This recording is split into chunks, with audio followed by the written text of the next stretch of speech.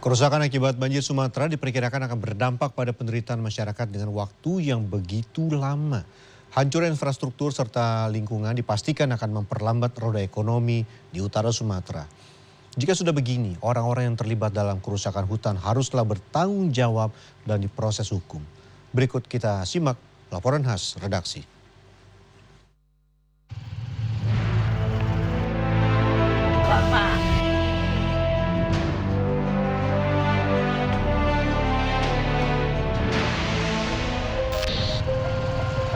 Bencana banjir dahsyat terjadi pada Selasa 25 November lalu di sejumlah wilayah di utara Sumatera. Ratusan ribu rumah hancur. Sejumlah jembatan dan jalan terputus, sementara jumlah korban tewas nyaris mencapai 1.000 orang. Data BNPB pada Kamis 11 Desember sudah tercatat 990 orang akibat bencana ini. Dampak kerusakan yang tersisa usai banjir seakan menjadi saksi bisu dahsyatnya banjir saat itu. Seperti yang kami rekam di Desa Bundar, Kecamatan Karangbaru, Aceh Tamiang, Aceh. Desa itu porak-poranda meski 2 pekan banjir berlalu. Untuk di 2 minggu pasca banjir ya, terutama itu memang udah kelihatan banget ya, banyak yang sakit-sakitan, yang demam tinggi, kemudian kutu air, kemudian pokoknya sakit gatal-gatal, penyakit kulit lah. Terus yang anak-anak kecil itu mencret, flu, batuk kayak gitu. Saksi bisu dahsyatnya banjir Sumatera juga terekam di Pidijaya, Aceh. Bangunan sekolah madrasah Ibtidaiyah Negeri 5 yang terletak di Desa Senok, Kecamatan Merah 2, lenyap disapu banjir. Di lokasi tempat madrasah berada kini telah menjadi sungai. Ratusan murid madrasah tersebut hingga kini belum mendapat tempat untuk kembali sekolah.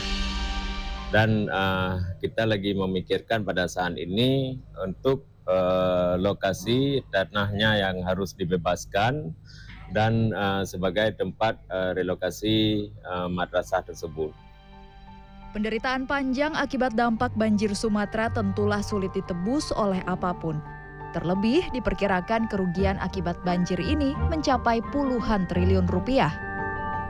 Sejauh ini berbagai pihak menyebut bencana banjir di utara Sumatera bukan hanya soal cuaca. Menurut pakar tata kelola air Universitas Indonesia Firdaus Ali, kerusakan yang begitu dahsyat dampak dari banjir Sumatera karena akibat penggundulan hutan. Tidak adanya akar pohon yang menahan air hujan menjadikan air banjir bak tsunami yang turun dari tempat ketinggian. Yang sangat mengejutkan teman-teman saya di luar negeri, di Amerika, bahwa sepertinya hanya di Indonesia dan pernah di Afrika bahwa ketika cuaca ekstrim, curah hujan tinggi, kemudian yang mengalir ke hilir itu adalah batu, kayu, ya, dan lumpur. Ya, di kita memang terjadi dinominasi lah kayuan. Artinya apa? Vegetasi kita di hulu betul-betul sangat hancur sekali. Ya, saya menjelaskan ke mahasiswa saya ya. 1 meter kubik air yang ada di ketinggian 2.500 dpl di atas muka laut ya. Ketika kemudian energi kinetik ini turun ke bawah dengan kecepatan tinggi, daya rusaknya 1.000 kali. Bayangkan 1 meter kubik. Kerusakan hutan memperparah bencana banjir di utara Sumatera memang menjadi fakta yang sulit dipungkiri. Masyarakat pun mendesak pemerintah mengambil langkah tegas memproses hukum setiap perusahaan yang terlibat dalam penggundulan hutan. Terakhir pada Jumat 12 Desember, Presiden Prabowo yang kembali mengunjungi Aceh Tamiang juga telah meminta pemerintah daerah mengawasi penebangan hutan di wilayah mereka. Sementara itu, Bareskrim Polri juga mulai melakukan penyelidikan sejumlah perusahaan perkebunan kelapa sawit yang diduga terlibat penggundulan hutan. Salah satunya di wilayah Kabupaten Tapanuli Selatan, Sumatera Utara. Dalam rilisnya pada Rabu sore, Dirtipiter Bareskrim Polri, Brigjen Pol Muhammad Irhamni mengatakan, dari data yang diperoleh penyidik, sedikitnya ada 110 bukaan lahan yang berada di hulu Sungai Aek Garoga.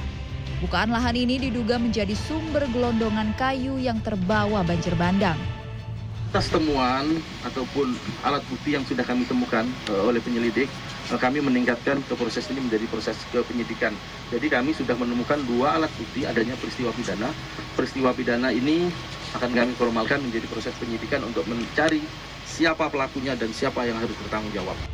Bicara soal penggundulan hutan atau deforestasi di wilayah hulu lokasi banjir, sebenarnya banyak diungkap sejumlah lembaga pemerhati lingkungan.